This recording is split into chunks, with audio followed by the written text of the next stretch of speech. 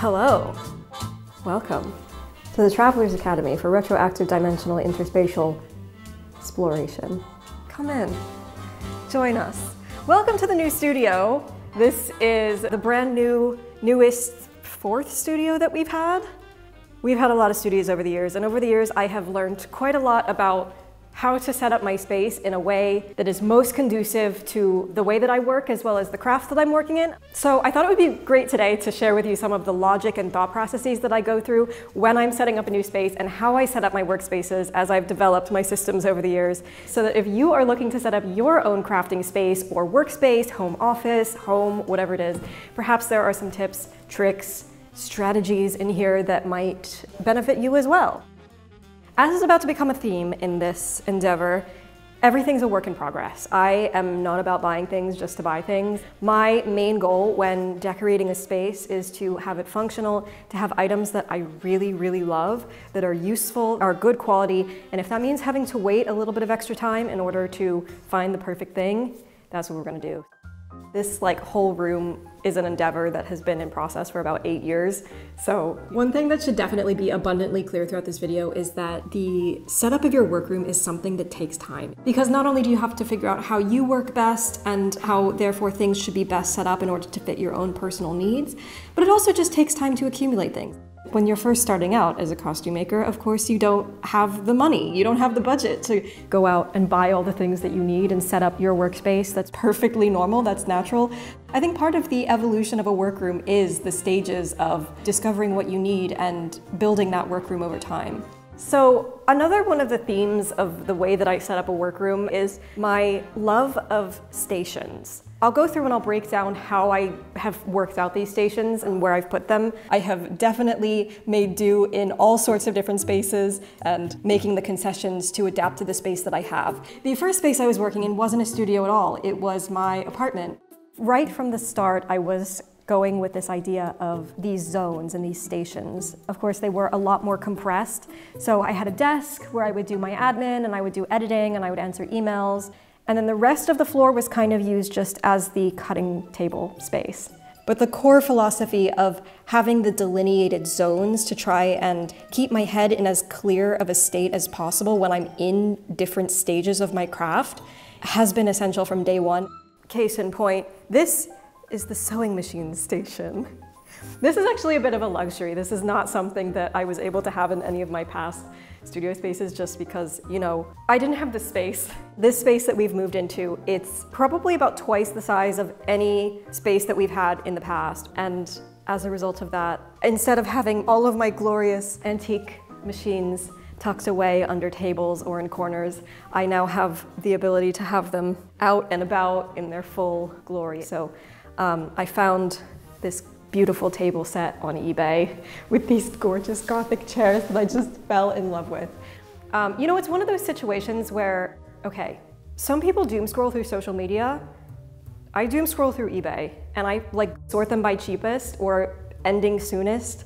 And you can sometimes find the most extraordinary, gorgeous pieces of antique furniture, at least here in England, where there is a profusion of antiques, and people who don't want them. And so sometimes you can find incredible auctions ending in a day for £1, and then you say, yeah, I'm gonna bid £1 for that, and then you win. This chest actually just holds packaging material, old broken down cardboard boxes and bubble wrap, because we're humans. We just have to hoard that stuff. Why not put it in a 17th century chest that you accidentally win on eBay? eBay, Facebook Marketplace, thrift shops, you just gotta keep an eye out. Our product placement here for tote bags, if you haven't seen, we made some tote bags. Not only are these my favorite tote bags in the world, to me they just make excellent decor.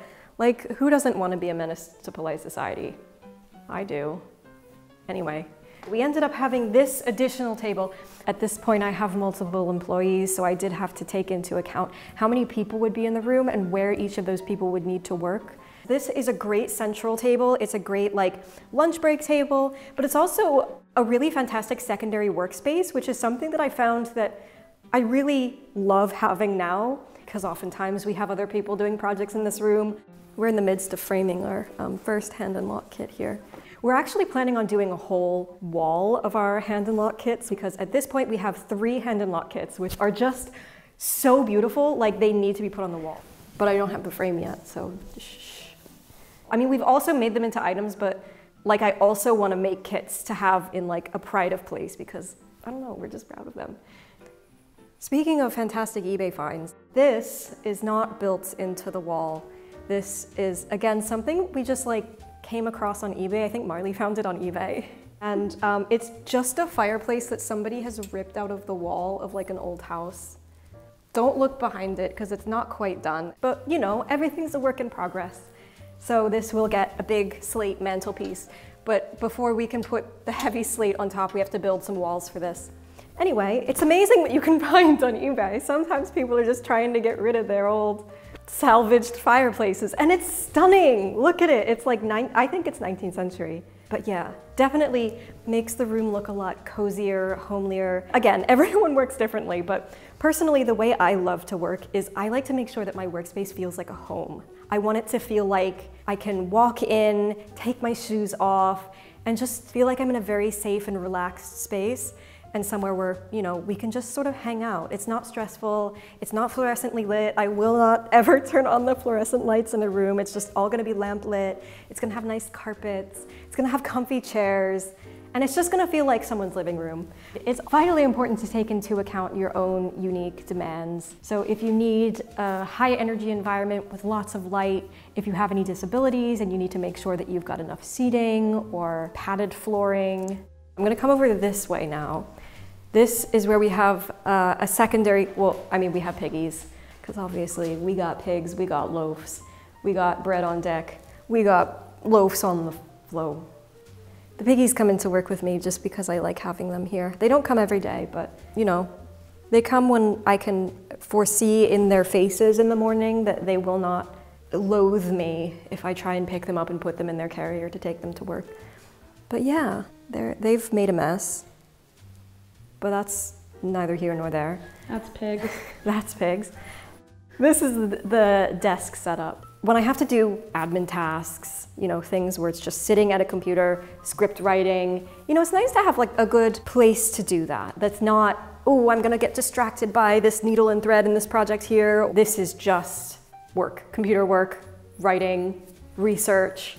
Okay, Marley's gonna make me introduce the Gluggle Jug. I am actually. This is Gerard, our emo Gluggle Jug. He's beautiful. He's beautiful. That was it. That was what I wanted. Thank you. Yeah, okay. In previous studios, I have done a lot of filming at the desk space, so we really wanted to make sure that this corner was really well set up. Hence, we've got our pig gallery wall. This is probably my prized possession. It is a long-running joke between my brother and I.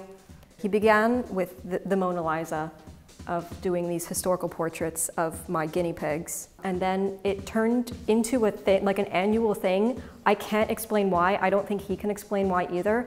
But now every year, there is a new historical pig that shows up in the post. And so we have, I think, 7 years of historical pigs going on so far. Oh yeah, the most recent pig is Marie Pig-Toinette. Here, I love her. Of course, she has a giant ship in her hair because I think Danny might have spent more time on the ship than on the clothes. Danny loves a ship. We got Bonnie Pig Charlie, Lady Piglock, Mary Piggins. This is Lord Cesario. Of course, many of you will remember the precious Lord Cesario. And then, of course, we've got Lyra and Minerva who are hanging out down there. By the way, if it feels like everything in this room is hung slightly too low, that is actually intentional. I mean, you can still roast us in the comments if you want, but like go for it, but it is intentional. And that is because when the camera is set up at eye level or, you know, seated down eye level, you tend not to see what's going on in the top half of the room, and we do want our beautiful tapestries and our beautiful thread wall and the pig portraits. You know, we do want our things to be seen. We got room for the spinning wheel in here. Oh, fudge. Sorry, I knocked into something. That came and attacked me. That came out of nowhere. Yeah, it's my body double.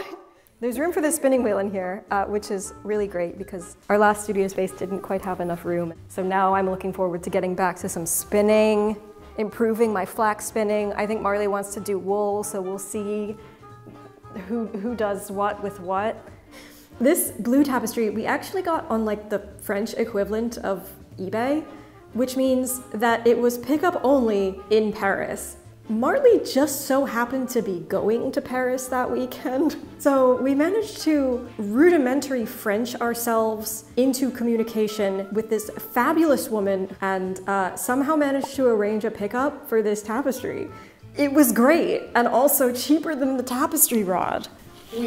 And then of course we have the creation space. It's where the cutting happens, it's where the patterning happens, it's where a lot of the sewing happens.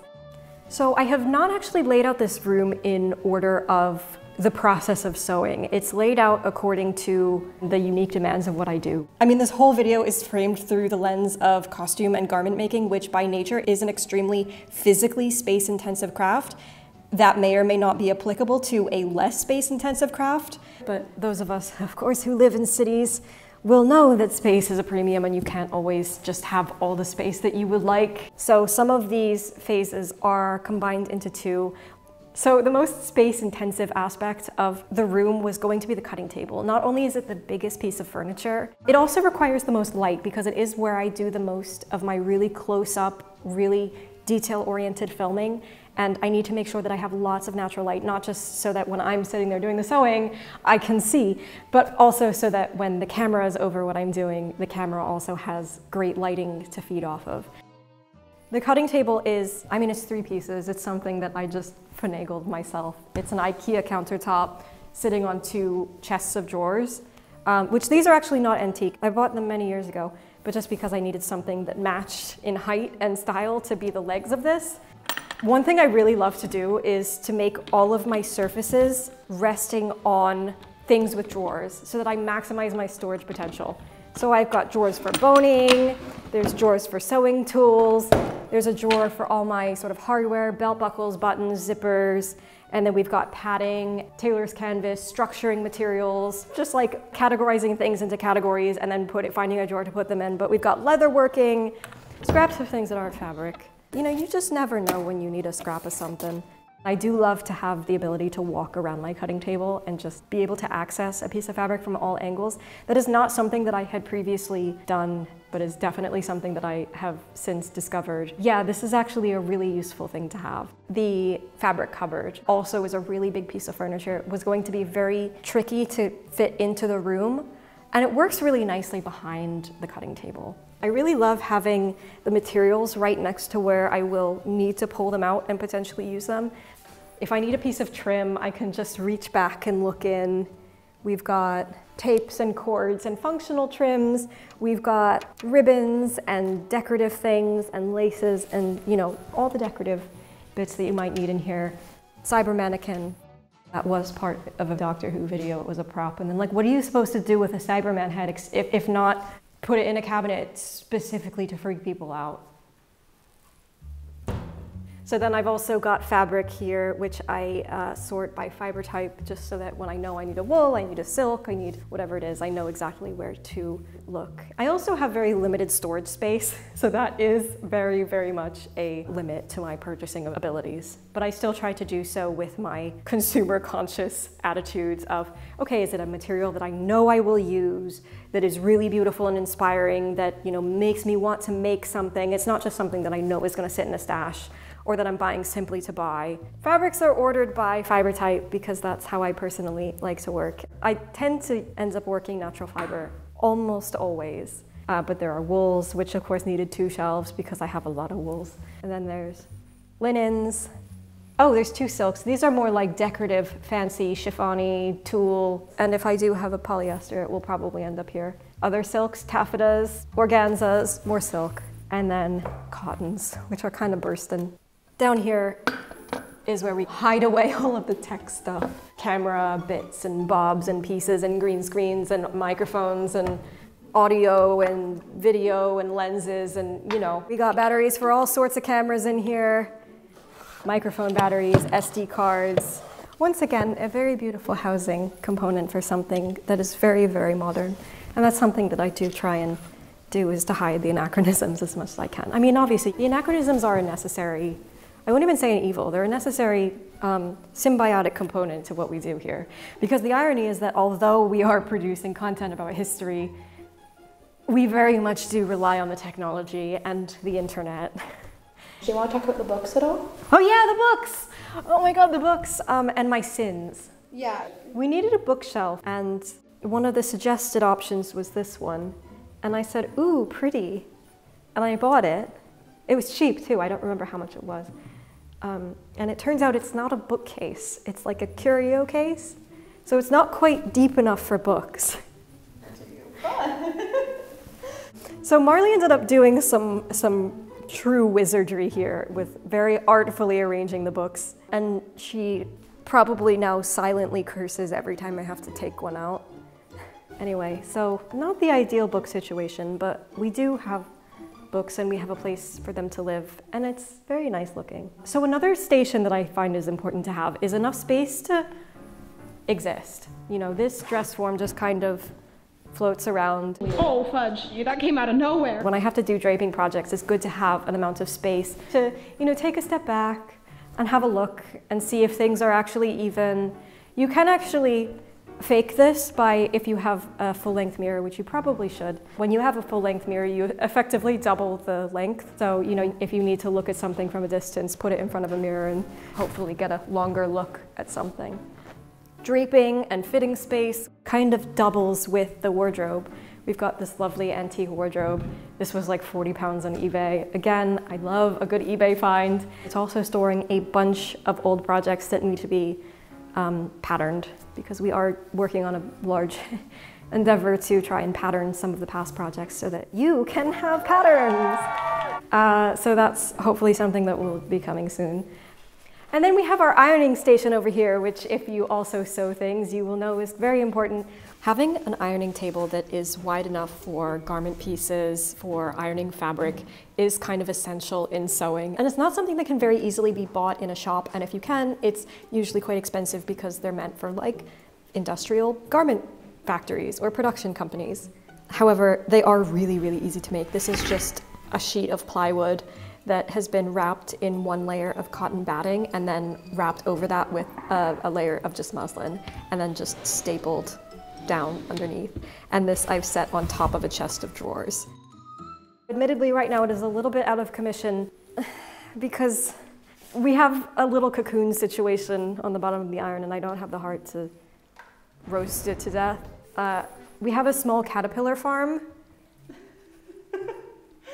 I'm just realizing like what a rabbit hole I'm now digging myself into. Okay, long story short, we're growing some dyes on our windowsill, which actually I passed right by. Do you want to see the garden? Do you want to talk about the caterpillars first? Okay, apparently caterpillars really love woad, which is a blue dye. We've been pulling the caterpillars off the woad so our woads don't get eaten and giving them their own little habitat.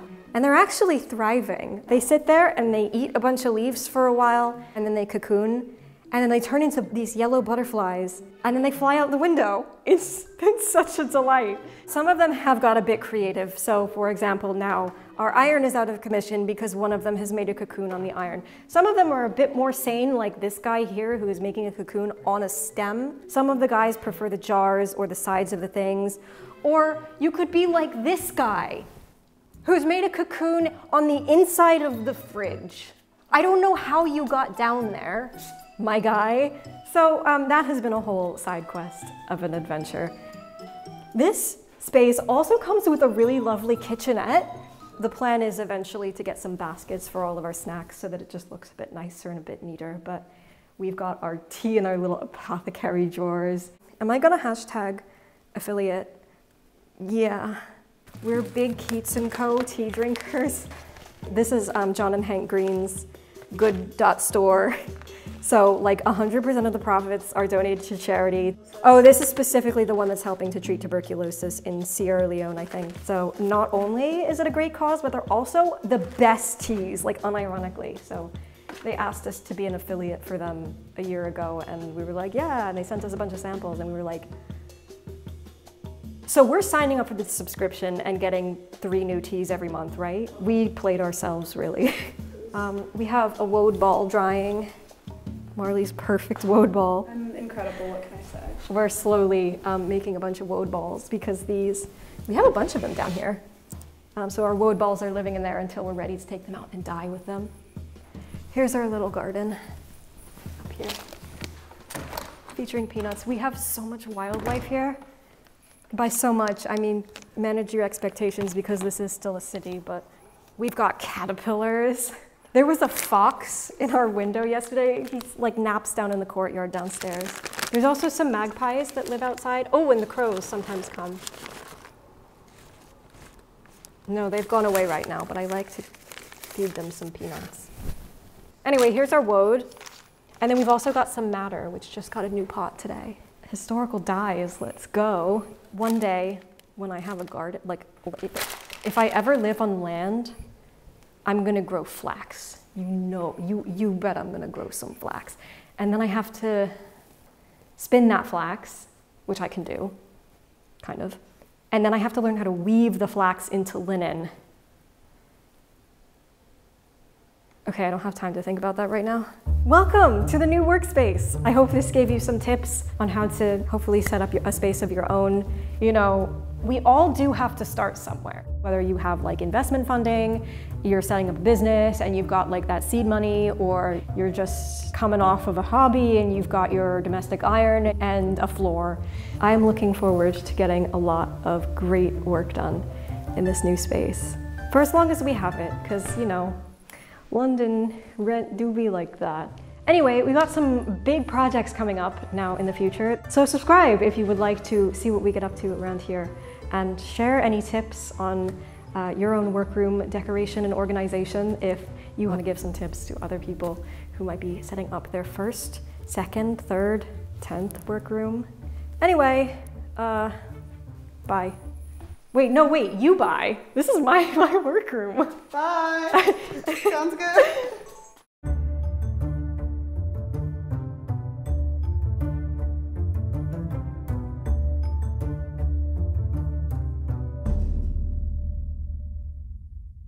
Oh, Minerva, you are just a toupee. Do French piggies go weak? Hey. Le weak. Weak. Weak. Weak. Oh my god, baby girl. Greedy.